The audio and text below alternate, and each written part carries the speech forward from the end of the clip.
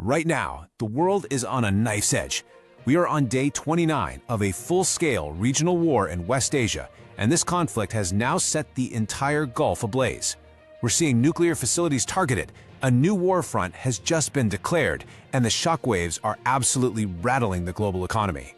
Let's break down exactly how we got here, and more importantly, what it means for all of us. So here's what we're going to cover in this explainer. First, we'll look at the terrifying escalation of the conflict itself. Then we'll trace how that fire is spreading across the region. We'll analyze the massive impact on global markets and some of the, bizarre political drama that's unfolding. From there, we pivot to India's powerful strategic response, and finally, we'll put the persistent threats right on its borders under the microscope.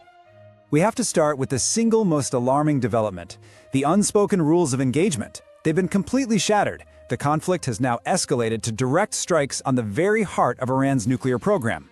This is a move that fundamentally changes the strategic calculus for the entire region. All bets are off. And just look at the precision of these targets.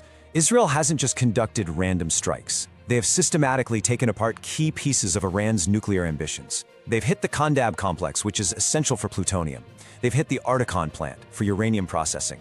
And they've hit the Bushehr power plant for the third time.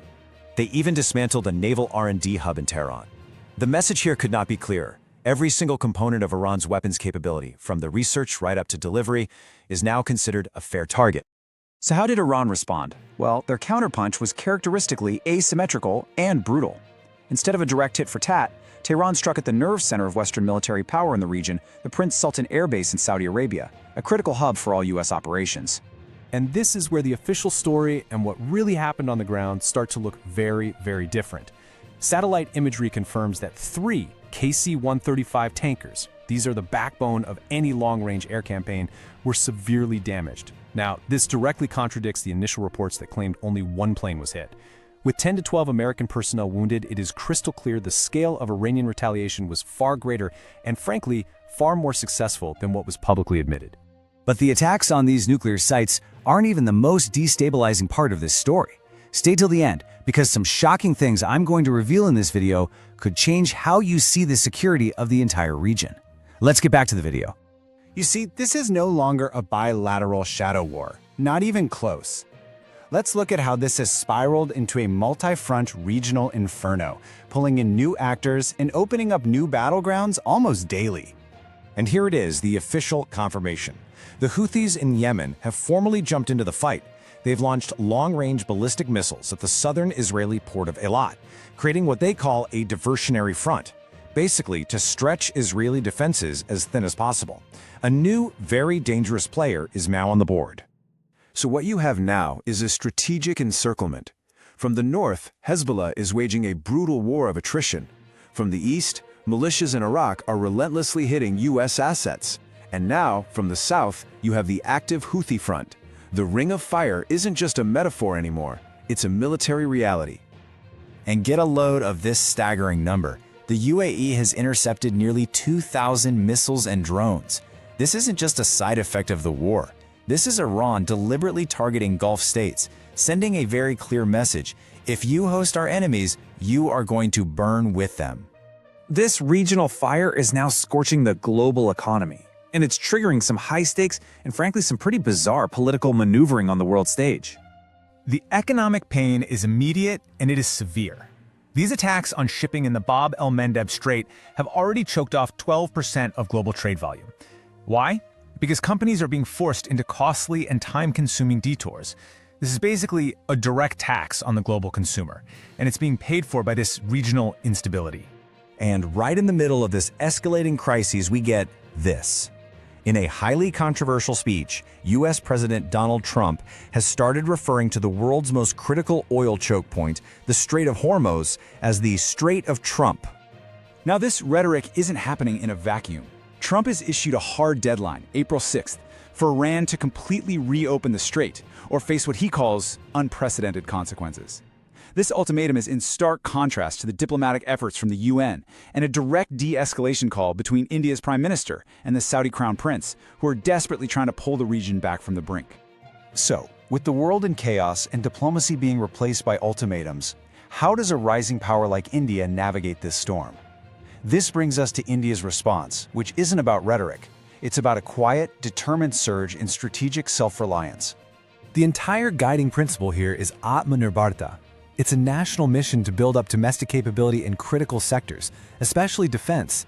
The goal is to make sure India is not dependent on fragile foreign supply chains, especially in a time of crisis like this. And now we're seeing this doctrine translate into real, impressive hardware.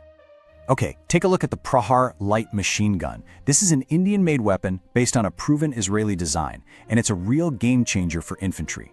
At just 7.6 kilos, it's up to 40% lighter than its competitors. But the truly remarkable part, and the real evidence of Atmanirbharta in action, is that the first batch was delivered 600 days ahead of schedule. That's not just a statistic, that is a powerful statement of industrial capability. And in the air, a critical vulnerability is being plugged. The Indian Air Force is upgrading its MiG-29s with the European ASRAAM missile. This replaces the old Soviet-era R-73, and it more than doubles the fighter's engagement range to over 25 kilometers. With a sophisticated imaging seeker and this lock-on after-launch capability, this upgrade makes the entire MiG-29 fleet absolutely lethal against any modern adversary. And now for that reveal I promised you at the start.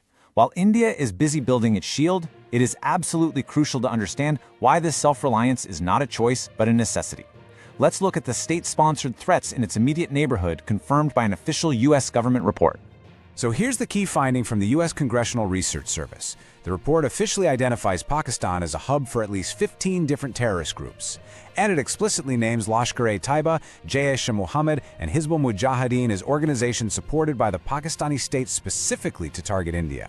The report concludes that Pakistan is playing a double game, a finding that gives immense diplomatic weight to India's long-held security concerns.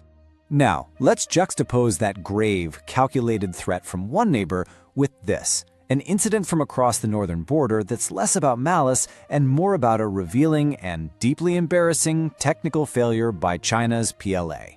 During a high-profile military demonstration, a ZBD-04A fighting vehicle, which was supposed to show off its advanced defensive smokescreen, instead fired the smoke grenade directly into the VIP audience.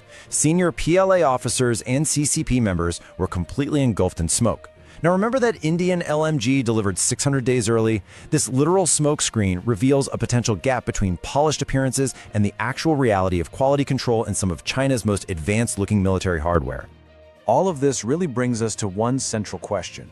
As the old world order burns, rocked by regional wars, proxy conflicts, and unpredictable leaders, is strategic self-reliance, building your own shield, the only viable path to survival for a nation like India? What are your thoughts on this? Is self-reliance the future of national security in this chaotic new world? Let me know what you think down in the comments. If you found this analysis valuable, please do me a favor and hit that like button and subscribe to this channel for the latest updates and more deep dives into the forces shaping our world. As always, Jai Hind.